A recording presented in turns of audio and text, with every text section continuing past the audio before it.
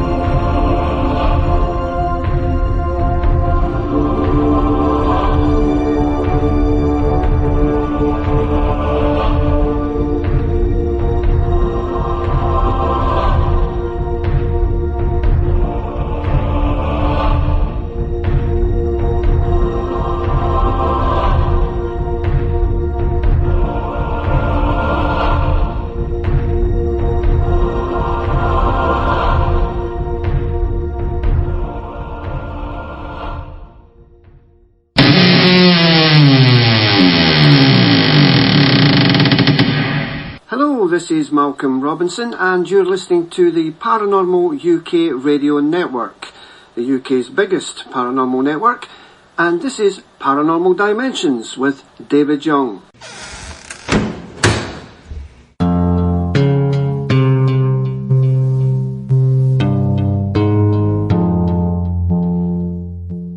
Hello, welcome to the show. Thank you for that intro, Malcolm. Right, today's guest is Richard Felix. Many of you will know him for his appearances on Most Haunted, but is actually the UK's best known ghost historian. So really, without any further ado, I'm going to introduce Mr. Richard Felix.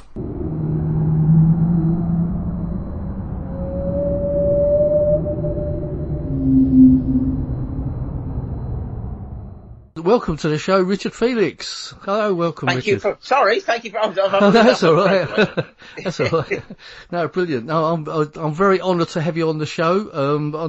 Obviously at this moment in time, we're all stuck at home anyway, probably. I'm afraid so. The only consolation is the sun is shining, which is great news. And I'm loving it. I'm enjoying it. I'll be very honest with you. Are you? Well, what's it like in Derby? Is it very noisy still, or? Well, not. I know it's very. See, I live about 8 miles away, on a medieval moated farmhouse, a third of a mile across the fields. It literally, all I ever hear and see are sheep and pheasants. Right. Yeah. It's a bit like me. I live out in the country. Here, I can assure you. Yeah. I just wondered, because everyone did a round of applause for the NHS last night. I mean, my wife and I went out onto we've got a veranda. We live in the country, but we give our round of applause, but nobody could hear it anyway, so. I did the same thing, and I say, remember, I'm a third of a mile across the fields, and there are houses, and I really could hear someone clapping. Oh, right. That was about it. So someone was out there as well as me. Yeah. They were fantastic, it was. I know you do these tours all around Derby. Is it affecting you at all? Oh, it must be. It must be affecting you. Yeah. It's destroyed me completely. Yeah. Because that's my business. Ghost walks, ghost tours, night vigils and talks and I don't do lectures. I don't lecture. I talk. And it's all gone. Yeah. Everything. I'm giving money back right, left and centre. Oh yeah. Well, I'm booked on one for May. I don't want to cancel it. I mean, I'm hoping that if I leave it open, if we can't come on it, maybe we can do it another time. Well, that's the whole point. That's what. Luckily, people have been very nice. They really are. A lot of people say, right, we don't want our money back. We'll defer till later in the year, because obviously it's going to get better, isn't it? And that's what's happening now. Let's hope so, Richard. Anyway, but it's destroyed my bit. But I am like everyone else, I suppose. Really, sort of stuck at home. But I have to be honest with you. I am finding it great. You see, I am a lucky one, because obviously living where I do, I can go outside when I want and wander around and with my dog and not a problem. But yeah, business is non-existent, I think is the word. Yeah. Well, I suppose it's a matter of having a little bit in, sort of tucked aside for these type of occasions when you can't make money. You know? Well, that's so true. And it, you know, how can I put it? Today, people don't seem to do it. Well, I think it's a struggle anyway. It makes for a lot life of very people. difficult. Yeah. It does. The youngsters don't seem to. You know, I'm of an older generation, I suppose, where luckily, you know, you always talk about this rainy day, you know, and it's by God, it's come. And it came fast as well, didn't it? Didn't it just? It seemed to come out of nowhere. But, too right. Anyway, we won't delve too much on that. We'll get through it. I'm all right because I've got so much because I'm writing. I must have 10 books that I've got to write yet. As many as that. Before I die. Well, okay. Well, I won't keep you too long. Anyway, I suppose the most interesting. I've got What Is a Ghost, which is the book that came out. What was that? About 2006 or something? 10 years ago. Yeah, something like that. That's right. I got that. And I've redone it. And you've redone it. You've got a new edition. Yeah, is it revamped it? Obviously, the reason being was, I mean, over the last 10 years, God, I've learned so much more. So many, you know, more theories, more of my theories on ghosts or what have you. So, you know, I've sort of sat down and rewritten it with all the stuff that I've, you know, the new stuff, the different, you know, more proof, basically of what ghosts really are, which is now in it, which is great. You know, different pictures, new pictures, the stuff that I've found over the years. And yeah, it's going well. And the beauty of it is I've done it through Amazon this time. Right. So anybody can purchase it anywhere around the world. And it's also on Kindle as well. Yeah, that's good. I mean, I'll put the link on the page, like I mentioned. We're going to that at the end of the show, all the links and things like that. Yeah, no problem. So the copy I've got, it's got about, it's just under 200 pages. Is it quite expanded more than that, is it now? Oh, yeah. Yes, it's expanded. I'll have to get the new version. I've learned a lot more, I'll be honest with you. Yeah. And listen, just about every day. You know what I mean, when I'm doing things, you learn a bit more about it, you know, because I've got an inquisitive mind. I've got a very sceptical mind as well. Yeah, I think you've got to be a skeptic in the first place, haven't you? Yes. Yeah, open-minded. Yeah, you can't just jump to it and say, oh, that's a ghost or something paranormal. You've got to look at what it can be first.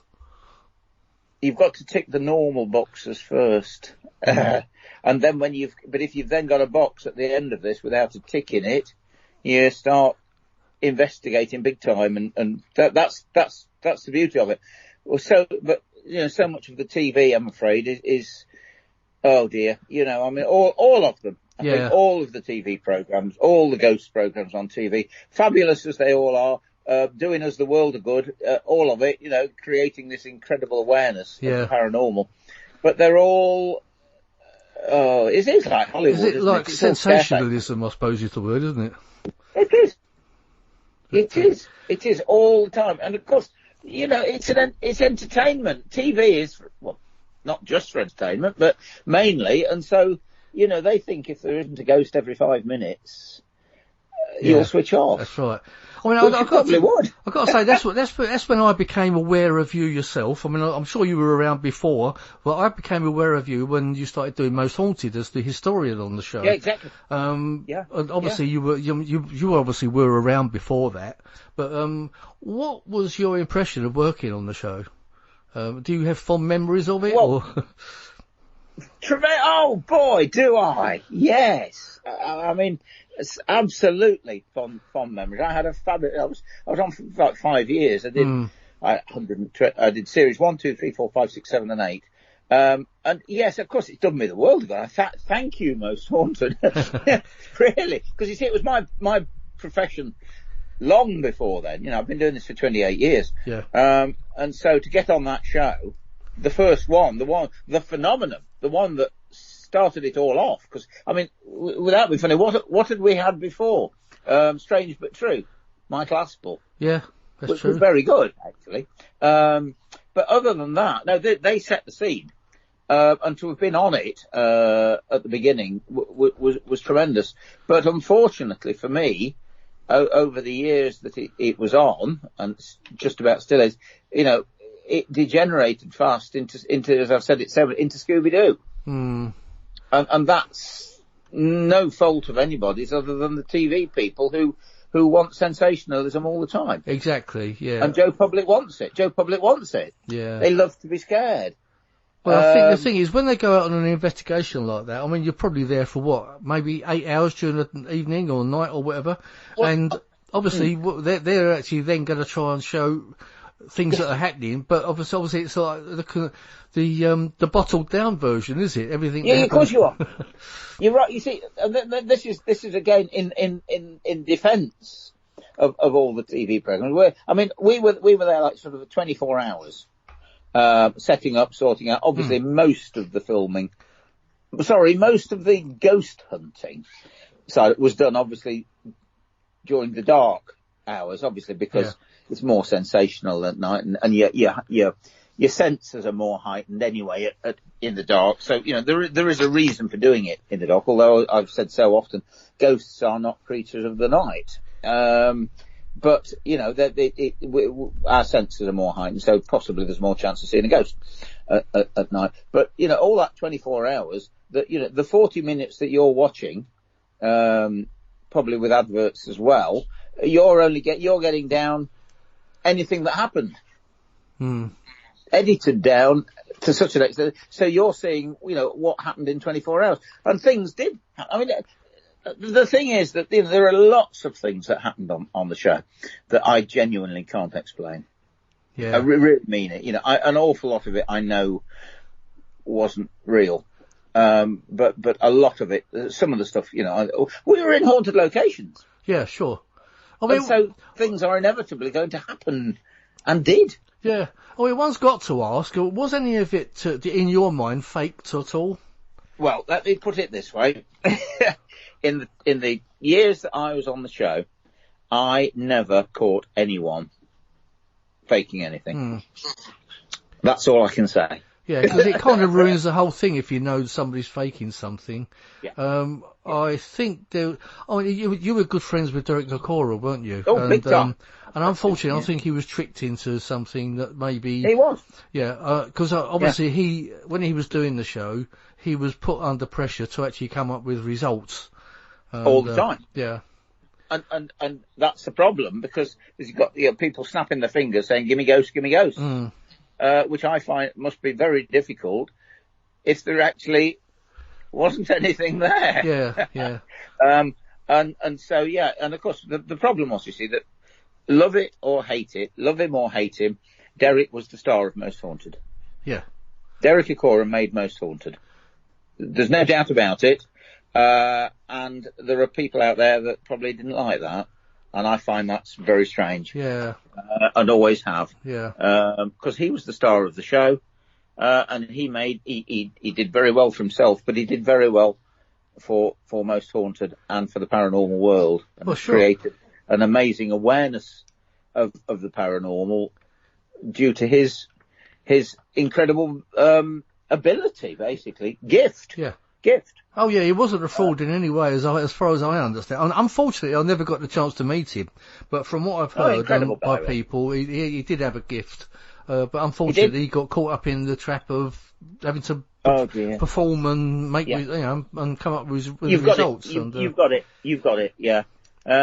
Which is unfortunate. A shame. It is unfortunate. It is unfortunate. But no, he'll be sadly missed. No doubt about it. Yeah. By me and an awful lot of, a huge amount of people out there that loved him to bits. Yeah. Well, it came as such a shock as well, didn't it? It seemed quite sudden. Terrible. Can't believe it. Yeah. Really can't. Yeah. It was the flu and pneumonia and sepsis and terrible shock. Well, it kind of makes you wonder. None of us know what's around the corner. No, it kind of makes you wonder, this flu virus that's going around, would they have been blaming that on it? Well, Gwen has actually put out that she believes it could well have been coronavirus. Yeah. I mean, to be honest, there were a lot of bad colds around. I know I had one just before Christmas, and I know a lot of people that did. It makes you wonder if it's kind of the same thing. Doesn't it just? Yeah. But of course that means that if Derek poor Derek did die of coronavirus. Derek is the first celebrity that's died of the virus. Yeah, sure. Yeah, certainly one of them. Yeah. Yeah. Anyway, I guess we can't dwell too long on that because I'm waiting for him. Waiting for it to come through to me. Yeah, and that's a question I was actually going to ask you. Have you had any signs through any other mediums of communication with? Nothing at all. Nothing at all. I mean, I'll be very honest with you. A couple of nights after he went, I sort of. You see, I'm frightened of ghosts, and I've been frightened of ghosts since I was 4 years of age. I've seen a ghost. I've heard a ghost. I've travelled with a ghost, and I actually lay awake a couple of nights, eyes open, in the dark, staring into the dark, just wondering, just waiting. Nothing happened, unfortunately. But you never know, because we were good friends, very good friends. Yeah, I know. We never saw you running out like Yvette, though, screaming. Oh, jeez. And it gets all part of the show, isn't it? Yeah. Well, I mean, I'm afraid. I mean, that's the strange thing about it. You're saying, is anything there? Is anything going to happen? And who's there? And all that. And all of a sudden, when something does happen, they run out screaming. Yeah, I know, which makes a mockery of the whole idea of ghost hunting. That's what we're there for. Yeah, I know. It's a bit like, I tell you what, it's a bit like going to the zoo. Really desperately wanting to see the lions. And as soon as one of the lions come out, you run away. Yeah, you run away. You're going to a nature park. Yeah. Yeah, exactly. But there you go. How ridiculous. Yeah. But they've created a phenomena that's created an amazing awareness. Yeah. I mean, it's still enjoyable to watch, I must say. When I do catch them occasionally, I think it's gone on the internet now, isn't it? But I think it's only, I believe so now. Well, I think what I find most interesting is when I see these shows is really the history of the location where they're filming. And, at least you get the story behind the ghosts or the hauntings or whatever it is that's going on. That's where I come from. That's right. I mean, much like ghosts and history go together. Yeah, much like your DVD sets and everything. I mean, I've got all your DVDs. And I find them fascinating about the history of the places. That's what makes it. That's what you see. I'll be honest with you. If we talked about there's a ghost in here, there's a ghost there, there's a grey lady there, there's a grey one there, and it's a wispy thing. Well, no. What? Who was it? Yeah. Why are they still there? What happened to them that caused them to still be here when they shouldn't be? When they should have gone to wherever we go to, and that's what I believe makes the whole thing interesting. If you can tie in some of the history of the haunting, for want of a better word, as to why they're there, and that's where I come from. Ghosts and history go together. Absolutely. I mean, could you tell us a bit about your experience? You said you've seen a ghost. I saw a ghost in Derby Jail, which is my premise, of course, at 20 past 3 on a Friday afternoon, broad daylight, standing on the phone, looking through a cut-out window in a corridor. There's the kitchen inside, and there's a bar, which is one of the prison cells, and it's got a cut-out window in it. And I was stood talking to this guy on the phone when this grey, hazy shape of a person glided down the corridor. No sound, didn't hear a thing. Saw it, sensed it. You know how when there's when there's an energy source, a human being or a dog or anything that comes in the room, even though you've not seen it, you sense there's someone there. Yeah, you sense someone's behind you or something, yeah. Yeah, I got that as well as seeing it full on for at least 4 seconds, as it glided past this cut-out window. It wasn't male, it wasn't female, it wasn't clothed. It was it was a grey haze, but a dense grey haze. I couldn't see through it, but it was grey. That's the biggest thing, grey. I mean, so many people talking about this grey lady, this grey thing, it was so distinctly grey.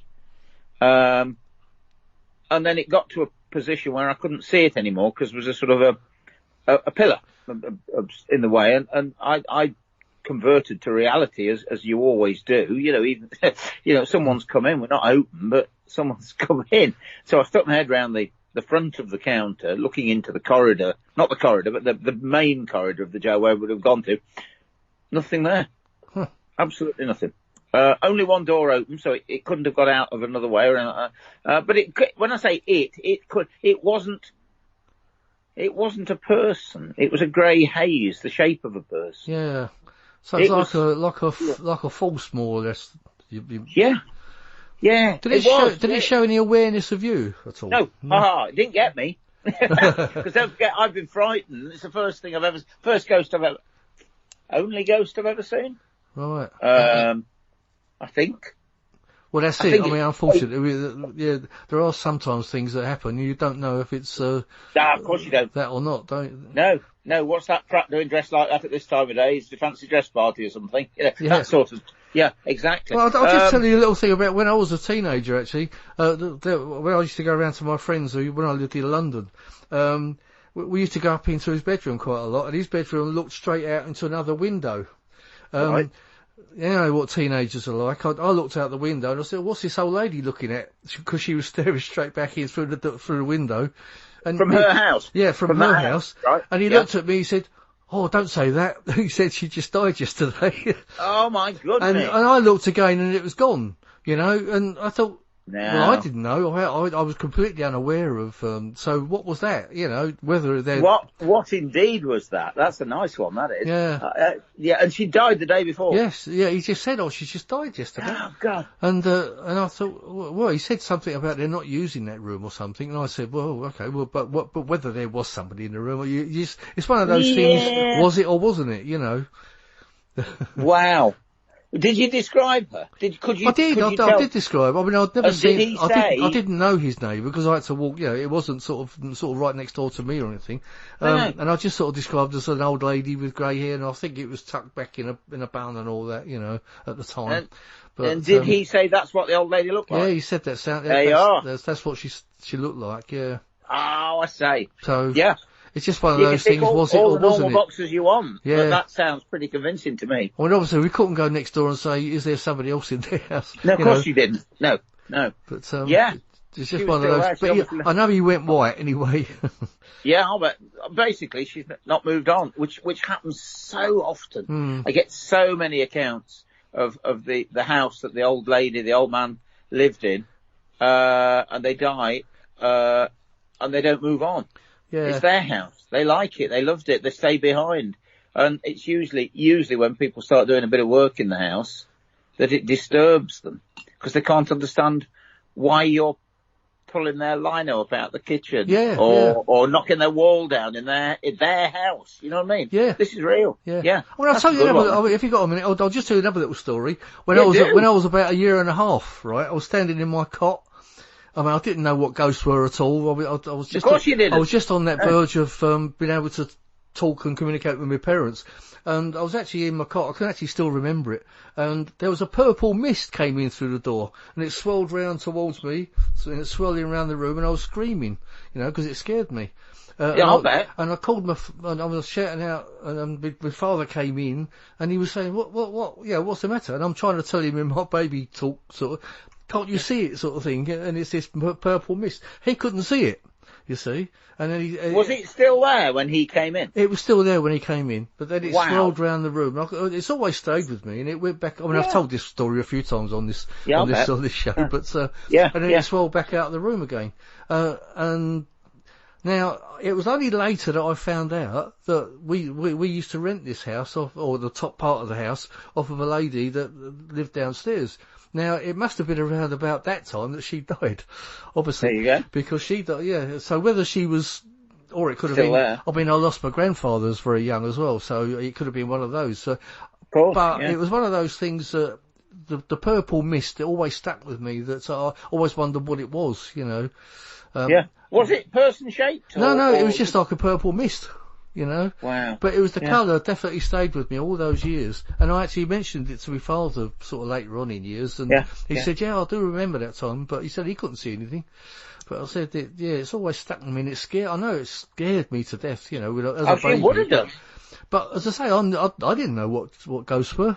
You know, it's... well, of course not. Of course not at 1.5, no. No, well, I was right about that time. You know, I was still in my cot, and the side of the cot was up, so...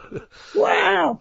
Yeah, I tell you, you see, where do I get all of it from? you talking to the public, Yeah. talking to over the years of doing this and talking, not just talking, people giving me their accounts.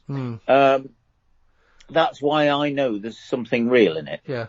And I think the age children come into it as well, don't they, Richard? Because when you're young, you're that's before the time when everything's getting blocked off to you. Absolutely. You see, children's minds are open. Yeah. That's the big one. Kids' minds are open, and because of that, they're seeing things that we, as you say, we blank out because we've got more important things going on upstairs in our brain. And so, open-minded kids with no worries and troubles and trials and tribulations and bank accounts and phone numbers and worries, see ghosts, basically, which we, mum and dad, of course, call imaginary friends. Yeah. Well, the theory is that also we are purposely blocked off from that. If you go down that road with, a lot of people in control and everything at the top. Our brains are capable of a lot more than we are aware of, and a lot of that capability is blocked off to us purposely. Yeah. Yes, indeed. Yes, it is. By, as you say, people at the top, people at the very top originally, of course, the church. That's big right. time. Yeah. No such thing as ghosts. No, not really. Well, apart from the Holy Ghost. That's what I find so incredible. That there's no such thing as ghosts, and yet they refer to the Spirit and the Holy Ghost. I've got a big downer on on the church. I believe that the church has created a lot of ghosts. Oh, definitely. That are frightened to move on. Yeah. Because of when hell came on the scene, it started to terrify people big time, and it's caused them to stay behind and not move on. Yeah. If the old lady can stay behind, because she liked the house, and then I'm sure someone can stay behind because they're terrified of burning in hell at 10,000 degrees centigrade for eternity. Oh, absolutely. Yeah. It's right, isn't it? And it caused problems. Well, obviously it was a control mechanism as well, wasn't it, religion? Big time. In order to get money out of you and taxes and everything else and protection. All religions have been created by man to control. And most of them financially. I'm afraid. But, and it's caused ghosts. Yeah. So one of the reasons anyway. So, your earliest experience, did you grow up believing in ghosts, or...? No, I grew up frightened of ghosts. Oh, right. as most people do, yeah. Yeah, but I'm talking about terrified. I really mean terrified of ghosts when I was young. I had this phobia, I think, the only way you can describe it. And luckily for me, nothing. Absolutely. Nothing at all ever happened until I was 27. Oh, right, Thank goodness. And I was quite old enough to cope with it then. Yeah. Now, I do know what you mean. I remember as a child, you're frightened to open cupboards and things. You think something's going to leap out on you, or that sort of thing, or look under the bed. Under the bed. Yeah. I know. Yeah, I think we've all been there. Frightened of the dark. And when we used to have literally. I say that house we lived in, to go down to the outside loo, we had to go down like dark stairs downstairs, and there was no lights or anything. And you had to, and sometimes you stand at the top of the stairs, terrified to go down there. And it's all in your imagination, of course, because it's like the darkness, isn't it? But of course, I gradually told myself there's nothing there in the dark that's not there in the daytime. So it's that's very, very true. That's so true. That's kind of how I conquered it. Primeval fear that's still with us to this day. We still don't, as you just said, don't like going into the dark. We don't like standing with our back to a dark corridor or dark doorway. Or standing in, like I use this frequently. People don't like wouldn't venture into the dark woods at night. Yeah. They're frightened to. And the reason is because when, thousands of years ago, no one ventured into the dark woods at night for fear of being eaten by a saber-toothed tiger. Yeah. Or, you see where I'm coming from? Yeah. But there was always, as I say this so often, some idiot that had got an extra dose of testosterone that really wasn't frightened of anything. He wasn't frightened of going in the dark woods at night, went in and of course got eaten by a saber-toothed tiger. Yeah. So the only gene that's passed down is the fear gene, Yeah. the fright and flight gene that we still have with us now, that sort of creeps up your back when you're having to venture into the dark. Yeah. Still with us. Yeah. Self-preservation, isn't it? Yeah. I mean, the But we strange, love to be scared. as I say, the strange thing is with me, I'm actually not frightened of the dark at all. I can walk around in the woods on my own and it doesn't really bother me. I don't know why I lost that fear. I think it was just a fact of brainwashing myself, I think. Probably. Yeah. You're a lucky man. Because I say to so many people, would you walk into a graveyard at 12 o'clock at night on your own? And yeah, I still get quite a few people, men as well. Oh no, I won't do that. And I say, well, why? What's in the graveyard? There's nothing there, only the vessel that once held the energy. So there's in my opinion, the least haunted places that could ever have is a graveyard. Yeah. Because there's nothing in it but the vessel that held the energy. Yeah. Unless something happened in the graveyard that's caused a haunting. Like someone being buried alive, or now that's terrifying. I mean, that is terrifying to me, to being buried alive.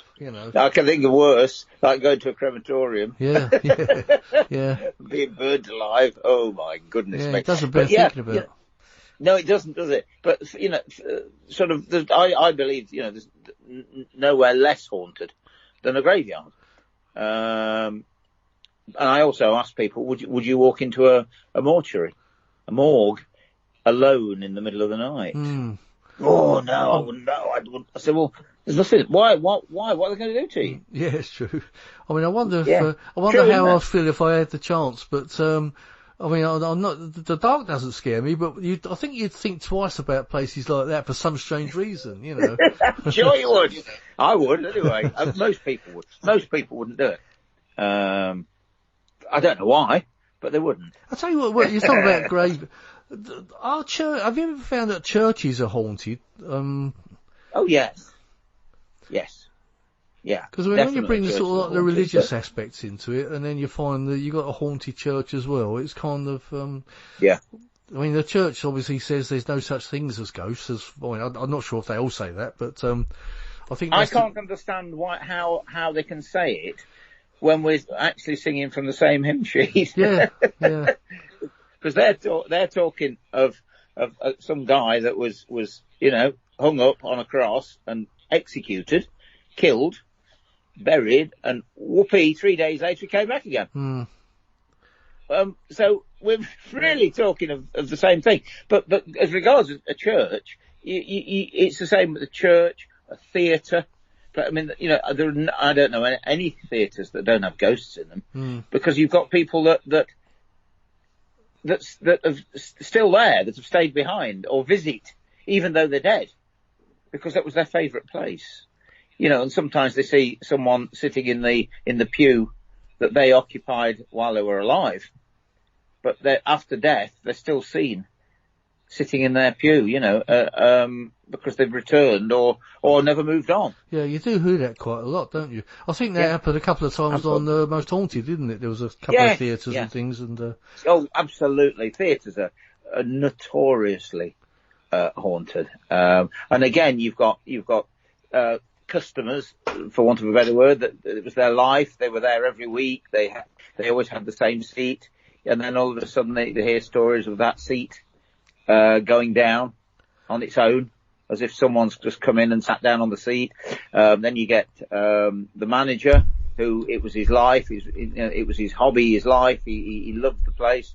The designer, or the usherette, or whoever that used to show you to your seat. It was their life, and they've stayed behind. And that happens a lot in all sorts of places, pubs, houses, all sorts of stuff. I guess even cinemas, if you've got like a ghost cinematographer or something. Yeah.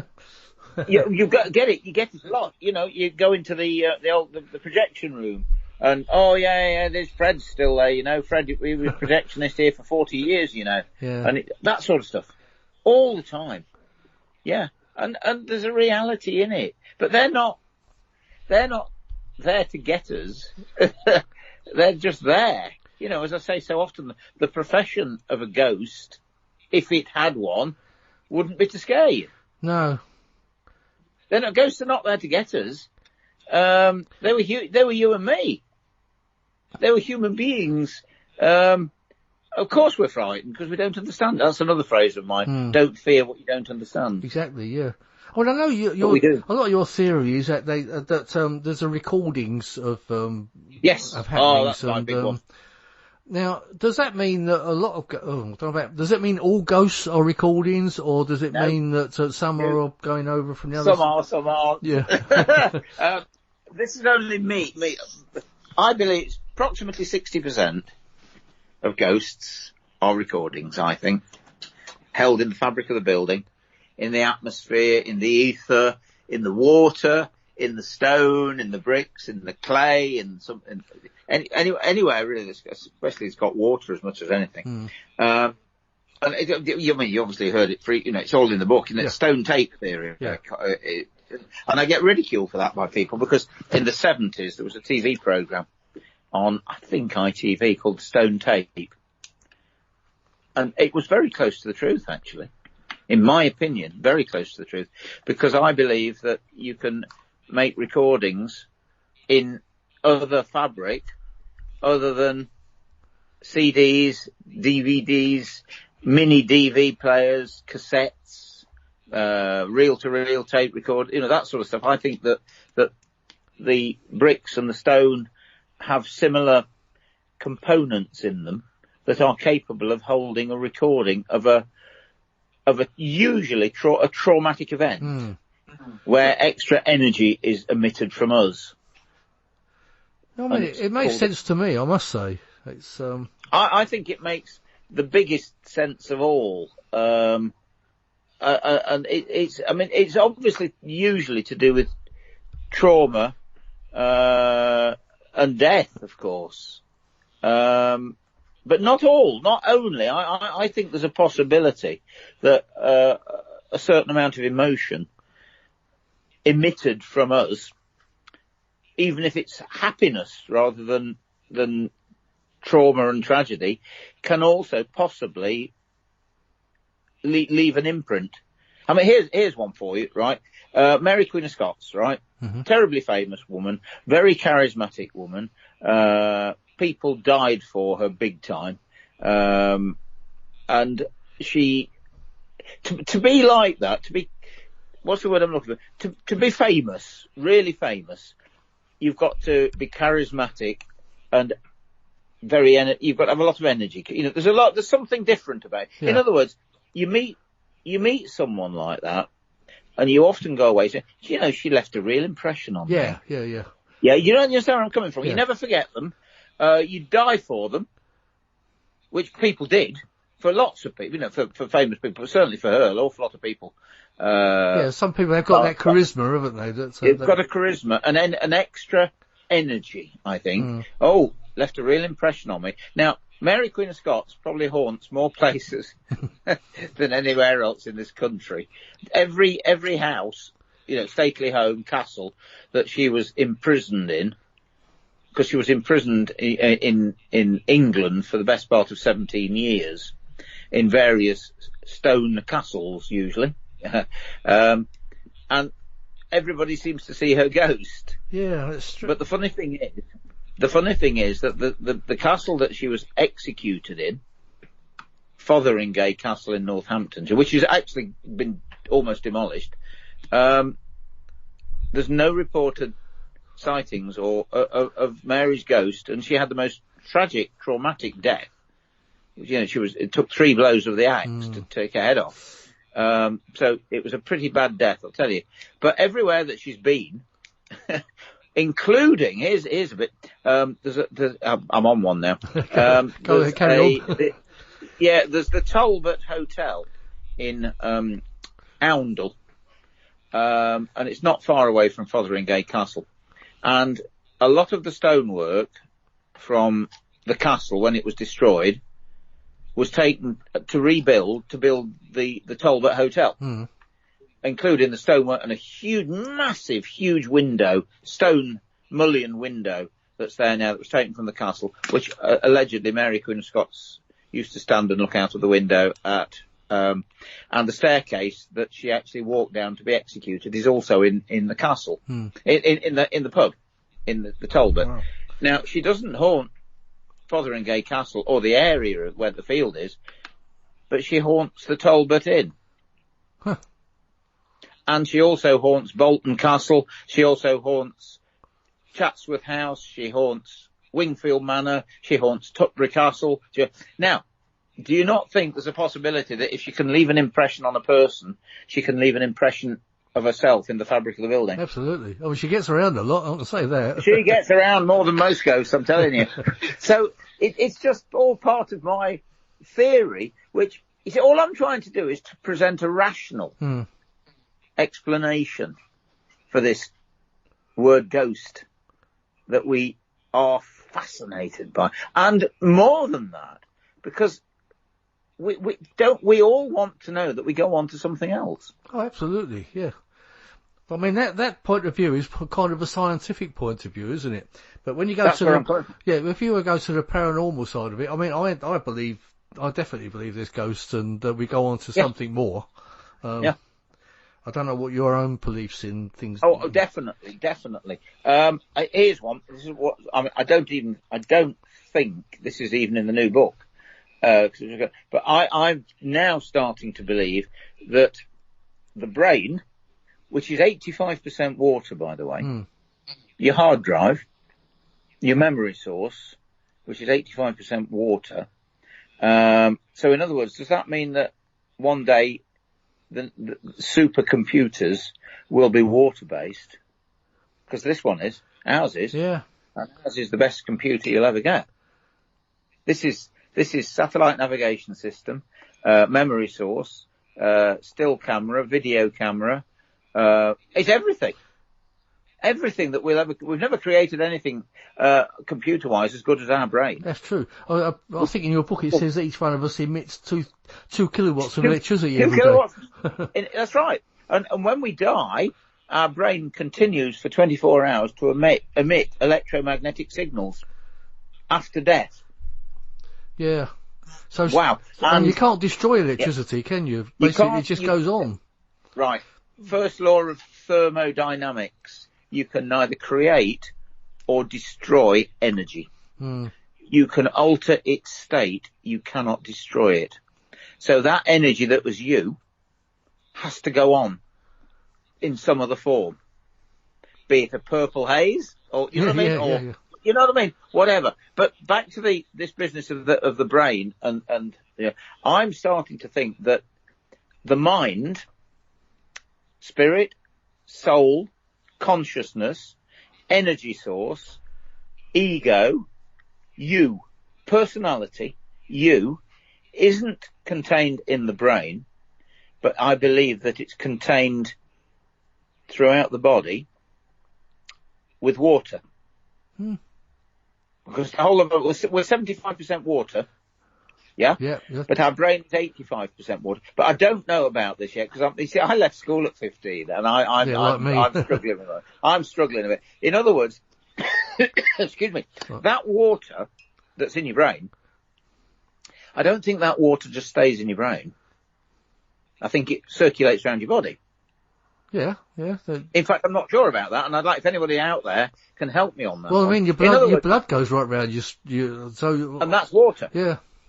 Yeah. So, and what I'm trying to say to people is there a possibility that your mind it controls the brain, but the brain is actually just the memory source, and the mind is actually throughout your body, and so when you die, that is you. Now, the bit of proof I've got is the fact that there are cases of transplants where someone that has a new heart, lungs or whatever, often now takes on the characteristics of the donor. Yes, yeah, you see that. That's quite weird, isn't it? Now, how's that possible? Is it in the water? because water is part of this. You see, there's the stone tape theory, but there's also the water tape theory. Yeah. Water, they're experimenting in NASA are with water in space probes because they believe water holds a memory. And as you obviously read in my book, water can, when they're diluting things down in antigens that cause allergies on people, by mistake they diluted all of the antigen out of the water, but it still caused an allergy because the water held a memory of what was in it. I mean, it's all, some of it's beyond me, but I need help, as you probably tell, like psychological help. You know where you're sort of aiming for, but you can't quite set the sights on it. I know exactly what you mean. Yeah. And science don't want to know. That's the trouble. You need to talk to. I mean, I had him on my show last week. Anthony Peake. Don't know him. I don't know if you've. I think you ought to have a chat with him. He's actually sounds like it. He's actually very. I think he's very much on the same wavelength as what you are. I might have to put you in touch with him. It sounds very interesting. Because he's actually. We could have a discussion on your show. Yeah, well, you could do that. I bet that would be brilliant. I mean, that would be wonderful. But he's very much into that kind of theory himself, and he's written a couple of books on it. I'll send you the links for them, Richard. And, will you? Yeah. Anthony Peake. Anthony Peake. Peake. Sorry. P-E-A-K. P-E-A-K-E. Yeah. No. Never heard of him. Yeah, no, he's very interesting. Yeah, no, I'll definitely put you in touch with him because I'm sure he would have heard of you, but maybe you haven't heard of him. But but I'm very interested in that. Yeah, but he's got a lot of theories about the afterlife and everything like that, and they very much go along the scientific route that you're taking as well. Yeah. Yeah. But I'll definitely sounds good. Definitely put you in touch with him. Yeah. Yes, please. Well, I mean, I suppose we ought to talk about things like poltergeists and things like that. I know we can go on and on for hours about all this. Of course we can. But we've got sort of plenty of time at the moment anyway. But so when we go to poltergeists, what actually do you feel they are? Do you think that they are just memories in something, or? No, I think they're energies. The same as what Basically. You've been talking about, yeah. Now, yes. Do you feel that sometimes, we do hear that children sometimes bring on poltergeist activity as well? Yeah, absolutely. Now, there's various bits here. Number one, when I hear of a poltergeist case, the first question I ask are there any prepubescent children in the house?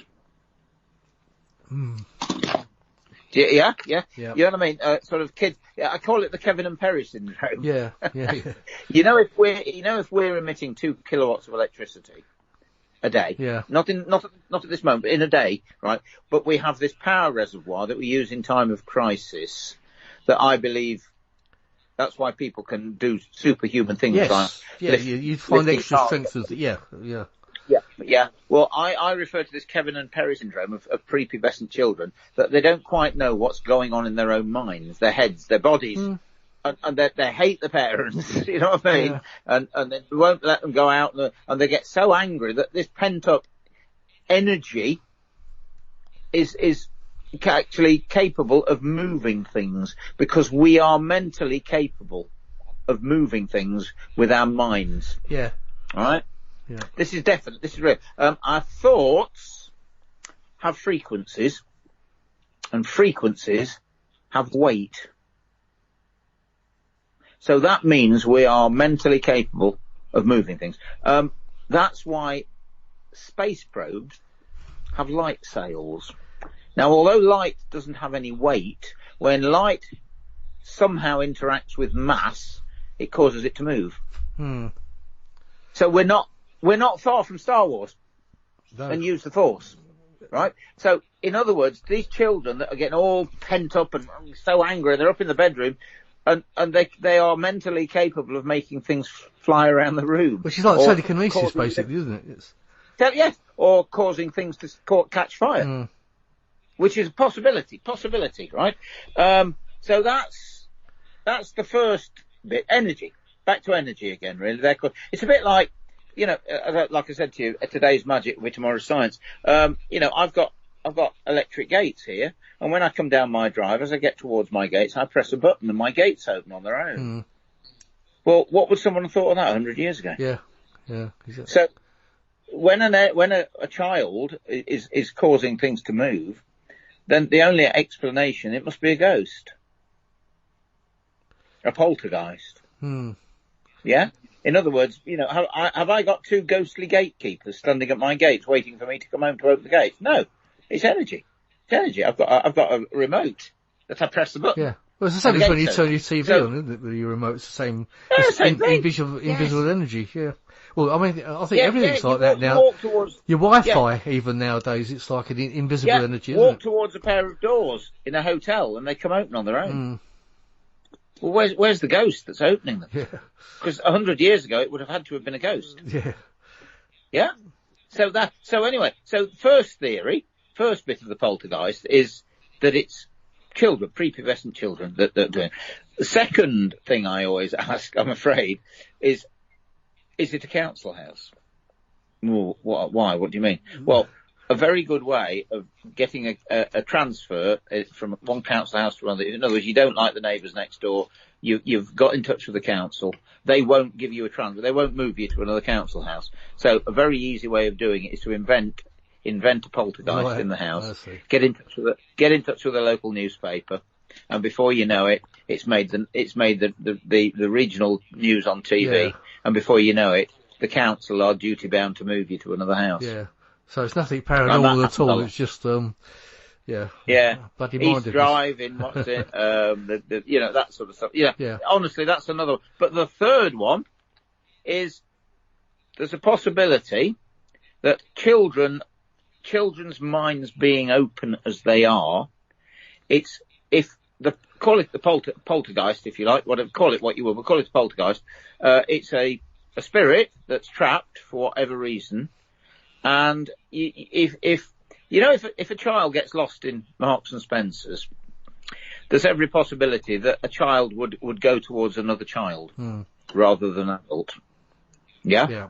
So perhaps this trapped ghost that's a child that's trapped and can't move on for some reason gets attracted more to children than to adults and latches onto a child and uses their energy to move things because they're trying. It's a cry for help.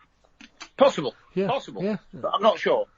It's an interesting one, but of course, obviously in the TV world and everything other world, all poltergeists are there to get you and drag you out of bed and scratch you on the back and throw things at you. But most poltergeist cases, the amazing thing is that the item that's being moved or thrown never hits anybody.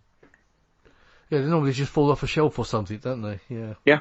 Yeah, or veer off just before they come to you because they're not meaning to hurt you. It's an interesting one. There are so many unanswered questions, aren't there? Yeah. Which is fascinating because if we came up with all the answers, we wouldn't be here talking. Absolutely, yeah. Have you seen any poltergeist activity yourself, or do you Let me think very hard about it. I was just wondering, when you're on Most Haunted, did anything like that ever happen that you? Yes, yeah. The incredible one was very, very early on when we were in Stratford-on-Avon on the live, and the spoon gate. When the spoon flew across the room, that was early days, and I believed that it was real, and I still hope it was, because the strange trajectory of that spoon, it really wasn't possible. No, I do remember that actually. Yeah, but they just didn't make enough of it. I was screaming to this is stop everything, stop. Yeah, this is live. So never mind your script, right? This is live. This has happened. Freeze everything. Look at some of the footage. Check. Go to the curator and see. Was that spoon definitely tied down or wired down? Have we got any footage of seconds before it happened? Go into it, and they didn't do it. Didn't do it. I was screaming to do something proper, investigate properly. Yeah, I think that was one of the first times that they were saying, somebody's thrown it or something, wasn't it? Yeah, they all reckon Carl had thrown it, But it's very difficult for him to have done that because he got a camera in his hand. Yeah. A big camera in both hands. And wasn't the angle, the angle that it came at, I don't think he would have been able to do it. It came from down below. Yeah. The only way that I think it could have happened, and that's not possible, was if he'd somehow had it on his foot. and he kicked it up in the air, which is almost impossible. Yeah. And I said that from day one. But there should have been much more discussion gone into it. Yeah. And we should have been running around ticking normal boxes and ending up with a box that hadn't got a tick and really, really, really made something of that. Yeah. And I think that would be such a big risk anyway to take, because doing something like that on such an early show, it would just ruin the whole thing, wouldn't it? You know. Absolutely. Oh yeah, I really think we'd got something good there, but we just didn't do enough about it. It was such a shame. Yeah. Such a shame. But that's why I resigned on Series 8. Oh, was it? Yeah, I couldn't stand anymore. Basically, so right, a door slammed shut, right? Yeah. And the door slammed shut. Yvette screams. I sort of step away because I'm frightened of ghosts, right? Maybe you're sat at home, right, having a most haunted party in the early days. Everyone had got the beers That's in, right, pizzas had come in, the neighbours had come round because they hadn't got Sky. Honestly, this is how it was. And everybody jumped off the sofa when that door slammed shut. Right, we've had our entertainment. Now, it was always a scary ghost that slammed that door shut. Well, it was a scary one. They're all scary. They're all demons. Right? They're all going to get you later in the show and all that nonsense, right? All I wanted to do was, after we've had the scare, the entertainment side, I wanted to be allowed to go away and check and see if someone's left a window open. Yeah. Because it's a windy night. Yeah. But I wasn't allowed to. It had to be a scary ghost that slammed the door shut. And that wasn't me. That's not what it's about. Go away, tick the normal boxes. And you know, if it wasn't a windy night, and there wasn't a window open, and there wasn't somebody standing behind the door, then let's really start to investigate that, because that could be real, genuine paranormal activity. And that's not how it was. And there's room for a proper show like that. Yeah, sure there is. I mean, I think there really is. I think they did start off with good intentions. Oh, I think, but yes. It kind of lost its way a little bit. I think. I mean, I still find it interesting because like I said earlier, the history of the venue, the locations and everything is mainly the reason to watch it. But you are right. You are so right. Yeah. But there's room. They'd started out with the best intentions in the world, and I thank them for what they've done. For the paranormal world, they've created more argument, more debate, more discussion, and more research than any ghost program ever has. And all of the other programs, all the American ones and everything else, they've all been based on Most Haunted. Oh, definitely, yeah. And I think the American ones have gone really sort of theatrical, haven't they, with a lot of their... Oh, of course they have. They're all really scared. Everyone's really scared all the time. All these butch guys in black that are really scared. Oh, come on. I'm sorry. Yeah, because I mean, like I've heard you say, I mean, really, they're just human beings, aren't they? Ghosts that, yes. Normal human beings like the rest of us. And most human beings are very nice. Yeah, most of us. Most human beings are. Yeah. But don't get me wrong, I'm not saying there's no evil, because we know there is. Yeah. Don't think for 1 minute that Hitler's wandering around on the upper plane picking daffodils at this time of year, because I'm sure he isn't. But evil is in the minority. Yeah. Most people are great. That means most ghosts are great. And most ghosts are nice. They're not there to get us. But you try telling the TV world that. Yeah. Do you think there are such things as demons and things like that, or are they just kind of made up by the church? Right.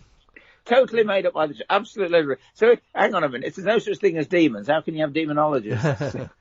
No, I mean, I have heard theory that when we talk about things like demons, I mean, I don't know how you feel about things like interdimensional beings and things like that. Shapeshifters and I'm not a great believer in it, I'm afraid. You're not. It's all back to scare fact. No, I'm not. Yeah, it's kind of I'm a really different not. direction to what you're going in. Yeah. Yes, it is. Yes, it is. It is. But you see, the devil was created by the church because there was good, and so they had to create evil. And when the devil was created by the church, they chose a Phoenician deity called Beelzebub. Yeah. or Baphomet. But he wasn't actually scary enough, so they had to make him more scary. And so they gave him cloven hooves and a pitchfork and horns and red scaly skin and made him the most terrifying thing ever. Yeah, made him red and breathing fire and all sorts of things. You've got it. But then they also had to have little devils called demons. And a demon is actually a Greek word for something that dwells in the spirit world. But a demon was then... So anytime anybody like Derek was hearing voices, that was a demon whispering in their ear. You know, and that's just... the church is responsible. Oh, how much is the church responsible for? A lot. But yeah, I don't do demons. No. I don't do evil, but I do know there is evil, you know. And of course, you see, your personality, your ego goes with you. Yeah. So if you're a nice person, you'll be a nice ghost. Yeah. You do hear a lot about playful spirits, don't you? Yeah. Yeah, playful spirits and children often that are, you know, that are trapped, that are playful and move things and, you know, change things, take them, put them back in different places and they're playing games. But on the whole, I'm a great believer that most ghosts are very nice. How do you feel? Well, people will disagree, but, you know. How do you feel about reincarnation? Do you think we may come back and... Good one. Yes, things a possibility. Oh, you see, again, I don't believe in the Hindu type of production line where you've sort of got dead person's soul, newborn baby, dead person's soul, newborn baby. Oh, this one's going to be a rabbit. A dead person's soul, this one's going to be a cat. I'm not a believer in that sort of stuff, but I am a believer that there are levels, spiritual planes that we access, we go to, right? This energy of ours has to go somewhere, right? So for some reason it's come here once. Now, to get to the next level, depends what sort of life you spent here. In other words, it's a bit like not passing your driving test. Yeah, yeah. And you may have to come back and resit it. And that's why there are certain people that have got no past lives at all. There are others that have got 9 past lives because they just didn't make the grade. They had to keep coming back and resit, for want of a better word. Possibly. Yeah. I mean, it makes you wonder, with the growing population, though, where do these new spirits come from? Do you think maybe even animals may progress into humans? Eventually? I mean, I know it's kind of a way out idea, but it's possible. Yeah. Of course it is, because I mean, you know, animals, their energy, just the same as we are. Because, you know, to say, I don't know, look, you know, stare into a dog's eyes sometimes and you can see the soul in their eyes, you know. I'm not sure. That's a very interesting point, actually. Yeah. And of course, all things are possible. But then there's this amazing thing called interconnectivity, where everything is interconnected and we are all connected to the universe and beyond. Yes, exactly. Yeah, that was something else I was going to say.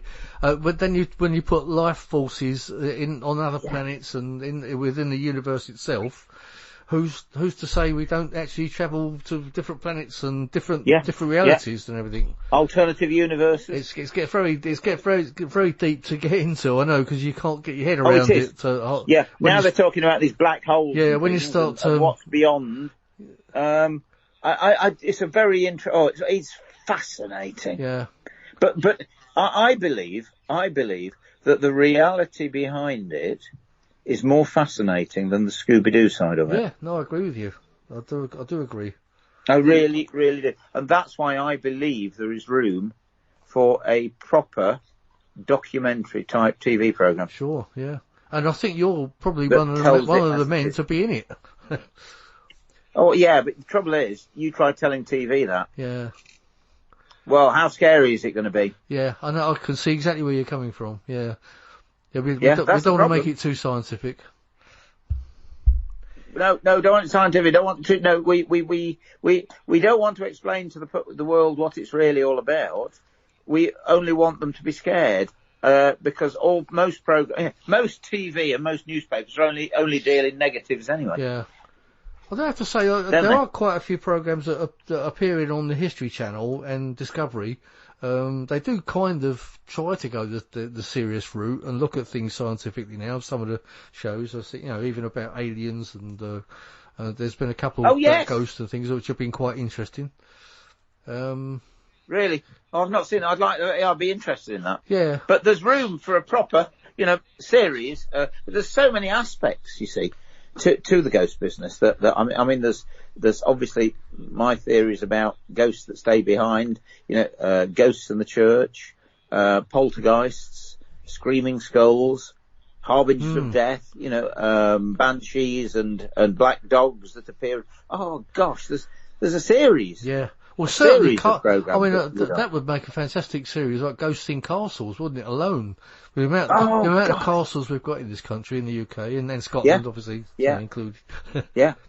Haunted battlefields. Yeah, amazing. I mean, that's another series, wouldn't it be?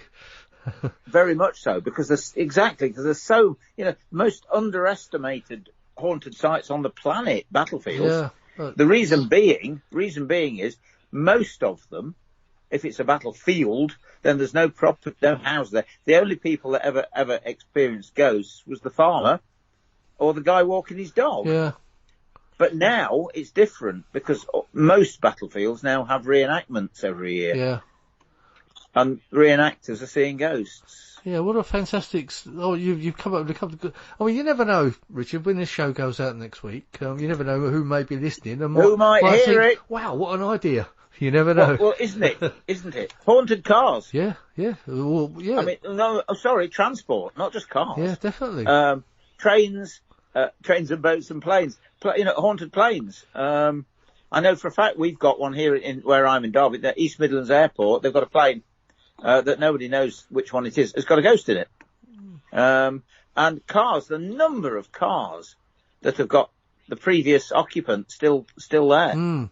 And some of them famous ones, like Bonnie and Clyde's car that they were shot in, President Kennedy's Lincoln, Archduke Ferdinand's car that he, started the First World War when he was shot. That's cursed. No, I tell you, there's a series here called the Felix Files.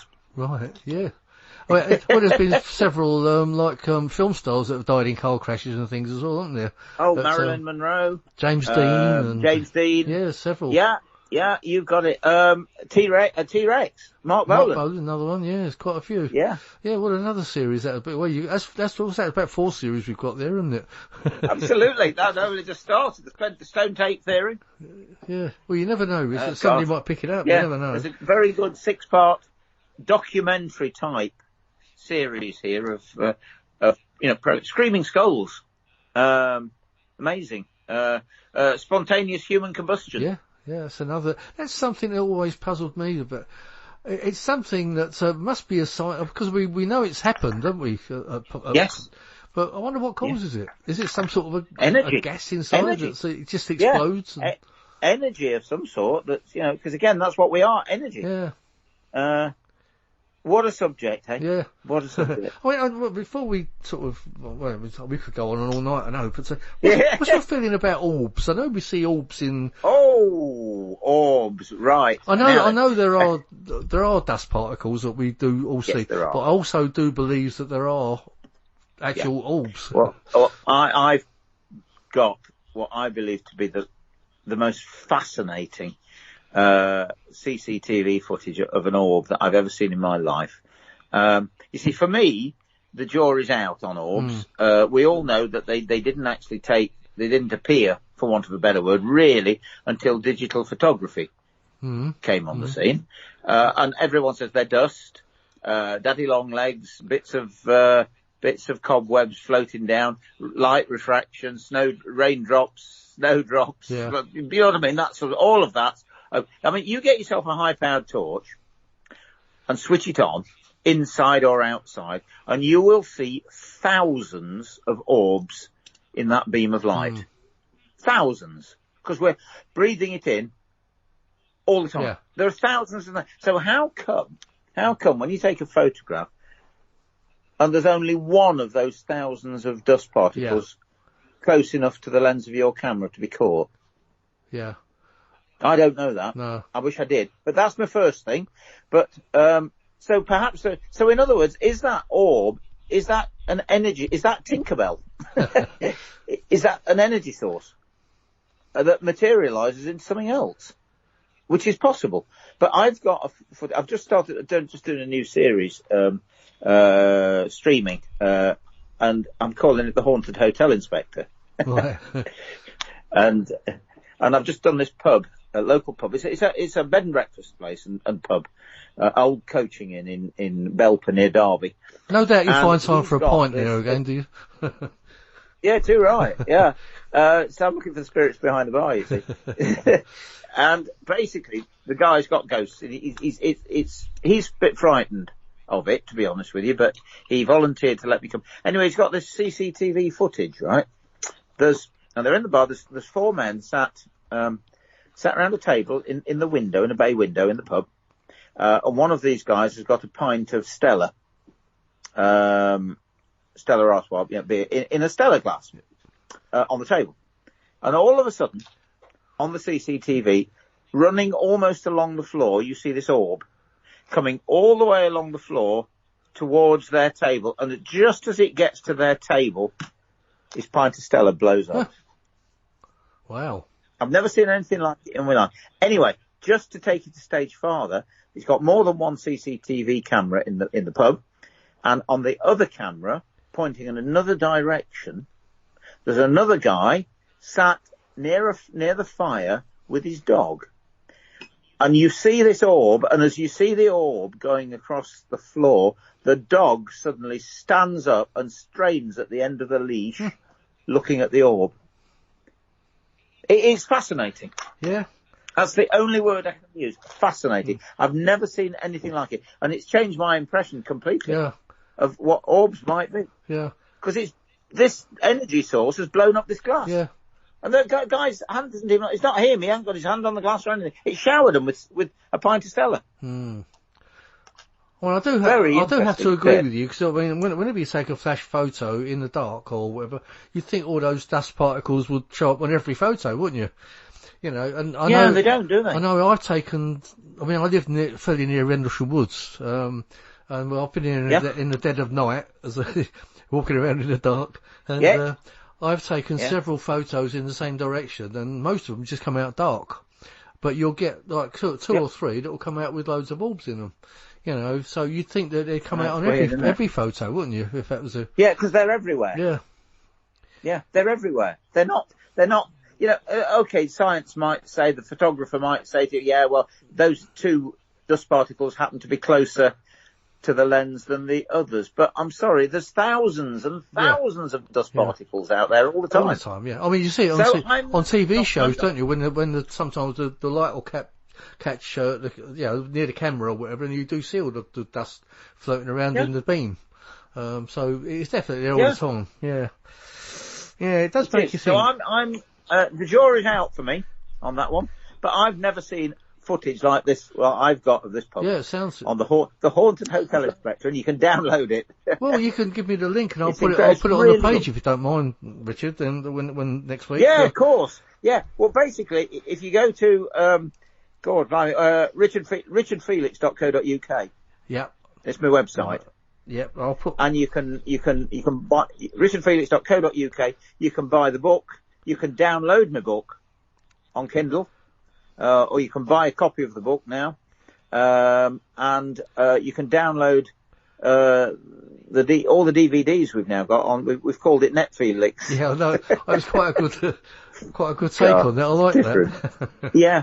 And you can download my DVD, and you can also download this new thing we've just done, say, the Haunted Hotel Inspector. It's well worth watching. It's really good.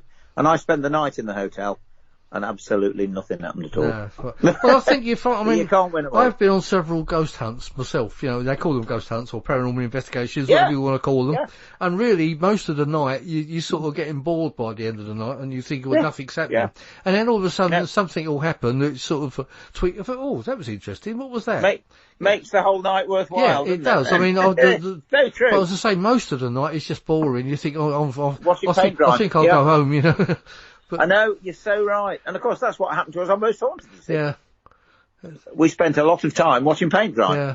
That was interesting. And then all of a sudden, whoopee, something happens. Yeah. I mean, I've got all the DVD. I don't think I've got all of them, but up to about series 15, I think I've got. And Wow, I pull them out every now and again and sort of have a little look at. They are good. It was an incredible show. Yeah. And I congratulate them and compliment them on creating something special. Yeah. I really do. Yeah, I think those live ones that you were on were really they were quite incredible. classic. Yeah. Some of those ones. But I'm also very angry with them for what they did to Derek. Right, yeah. Oh, the trickery, yeah, I understand that point of view, yeah. Oh, there you go. But it's a bitchy world, TV business. I mean, I don't like to ask you, but are you still on good terms with Yvette? And... Never spoken to them from the day I resigned. Oh, right. And that was on Series 8, and that's a long time. Not a word, no. Not a word. It's a shame, isn't it? You know, when it goes like that. But I worked with Derek a lot. I was doing shows up until last year. Yeah. With Derek called Psychic and Science. You know, we did a three hour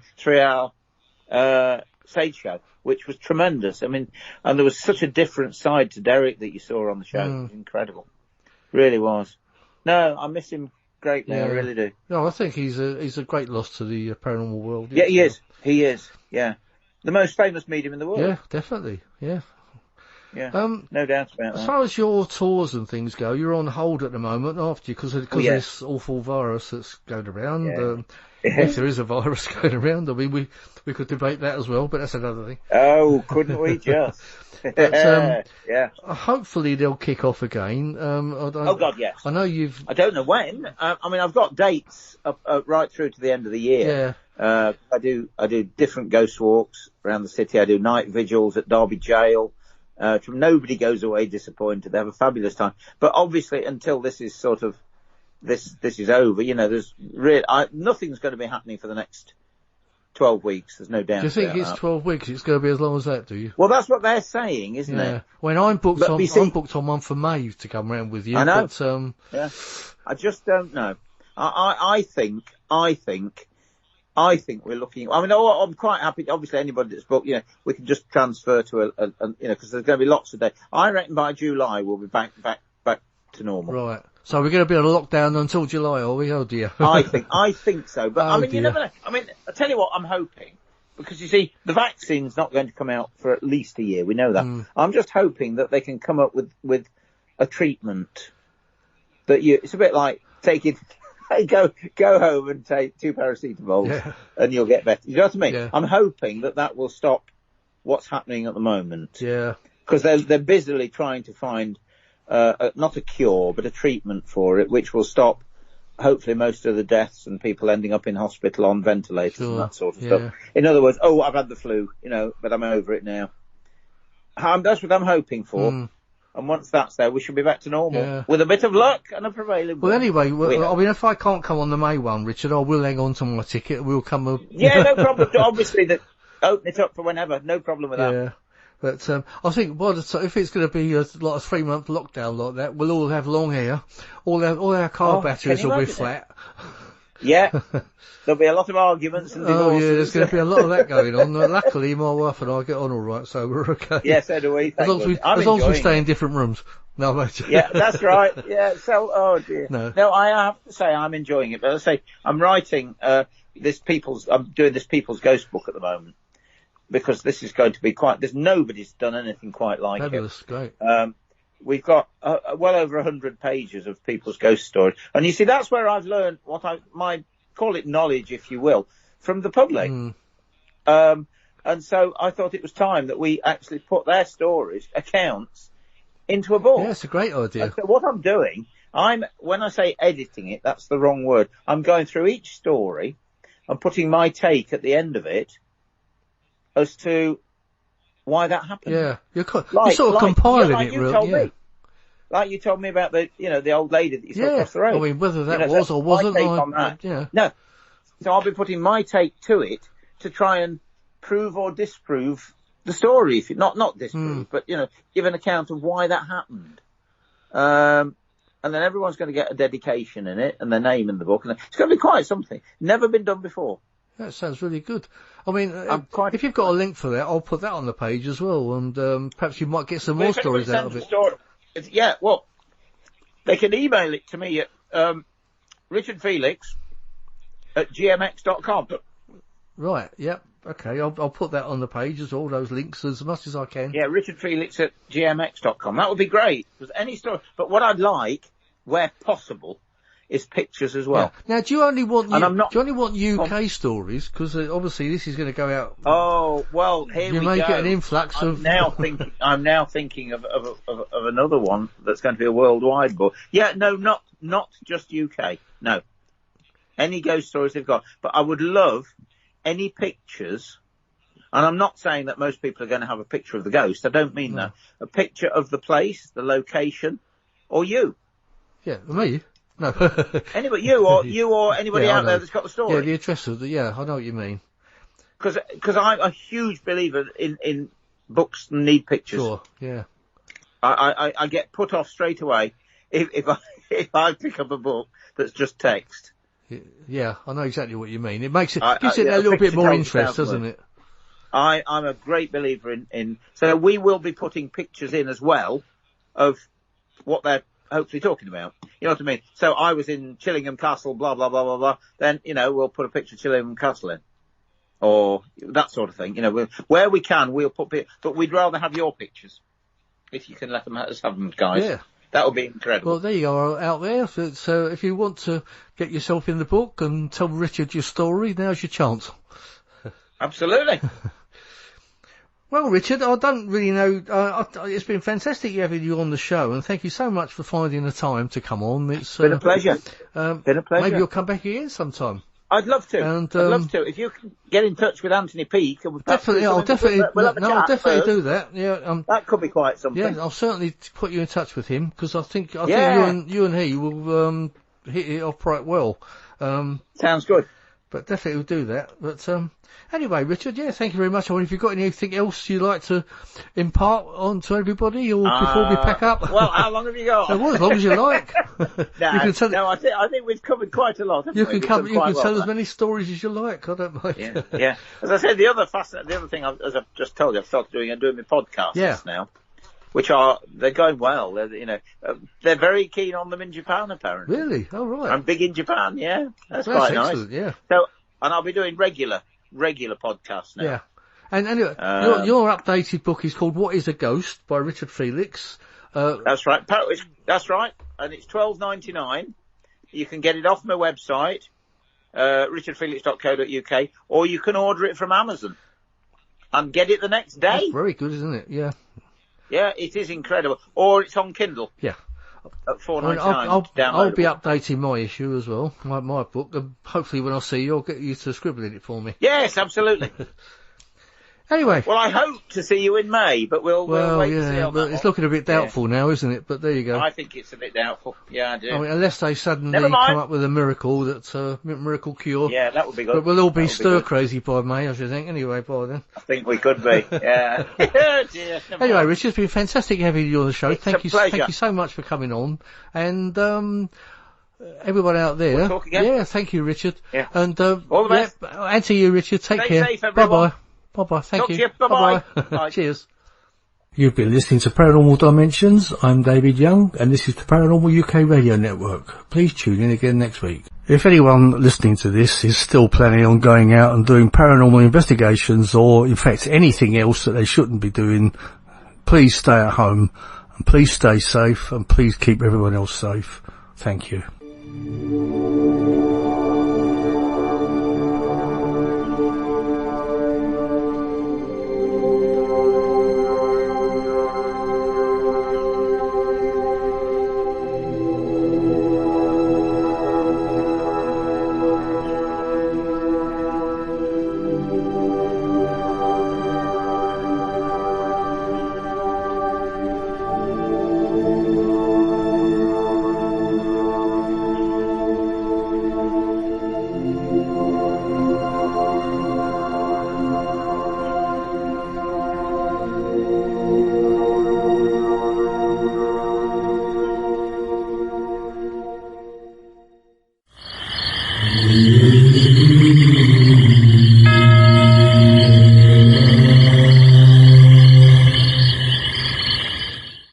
Dimensions is a regular feature on Mondays on the Paranormal UK radio network.